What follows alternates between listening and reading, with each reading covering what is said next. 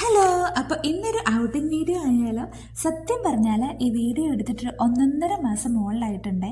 എൻ്റെ തിരക്ക് കാരണവും എഡിറ്റ് ചെയ്യാനുള്ള മടിയൊക്കെ ആയിട്ട് മാറ്റി മാറ്റി വെച്ചതായിട്ടോ. അപ്പോൾ നമ്മൾ ഇന്ന് പോകുന്നത് ജിദ്ദയിലേക്കാണ്. ജിദ്ദയിലേക്ക് പോകുന്നതിന് മെയിനായിട്ടൊരു കാര്യമുണ്ട്.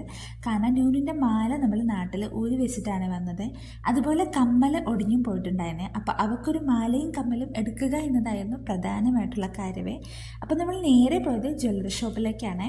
ഫ്രൈഡേ ആയതുകൊണ്ട് തന്നെ അത്യാവശ്യം നല്ല തിരക്കുണ്ടായിരുന്നു കേട്ടോ. ഇന്ന് നമ്മൾ പോകുന്നത് ഹിറാ ഗോൾഡിലേക്കാണ്. ഇപ്രാവശ്യം അങ്ങോട്ട് തന്നെയാണ് കേട്ടോ പോയത്. അത്യാവശ്യം നല്ല കളക്ഷൻസ് ഉണ്ടായിരുന്നേ. ഞങ്ങൾ ചെന്നപ്പോൾ ആൾ കുറവായിരുന്നെങ്കിലും പതിയെ പതിയെ ഒരുപാട് ആൾക്കാർ വരുന്നുണ്ടായിരുന്നു കേട്ടോ. അങ്ങനെ ഗോൾഡൊക്കെ എടുത്ത് നമ്മൾ നേരെ ഫുഡ് കഴിക്കാനാണ് പോയത്. നല്ല വിശപ്പുണ്ടായിരുന്നു. ആദ്യം തന്നെ ഒരു ചായയാണ് പറഞ്ഞത്. സ്റ്റാർട്ടറായിട്ടൊരു സൂപ്പാണ് പറഞ്ഞത്. ന്യൂനു ആദ്യമായിട്ട് കേട്ടോ സൂപ്പ് കുടിക്കുന്നത്. പക്ഷേ സൂപ്പ് കുടിച്ചിട്ട് അവളതിൻ്റെ ഒരു ഫാനായിട്ടുണ്ടായിരുന്നു കേട്ടോ.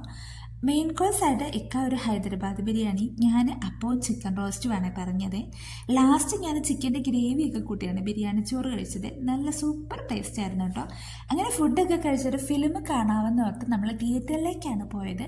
പക്ഷെ അവിടെ ചെന്നപ്പോഴാണ് മനസ്സിലായത് നമ്മുടെ നാട്ടിലെ പോലെയല്ല, ഇവിടുത്തെ റൂൾസൊക്കെ വേറെയാണ്.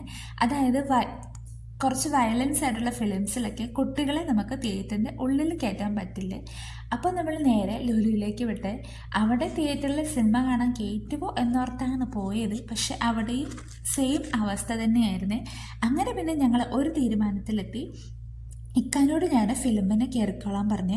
എന്നിട്ട് ഞാനും നോനും കൂടെ ഒരു ജ്യൂസ് ഓർഡർ ചെയ്ത് ഇവിടെ വെയിറ്റിംഗ് ഏരിയയിൽ വെയിറ്റ് ചെയ്തു കേട്ടോ.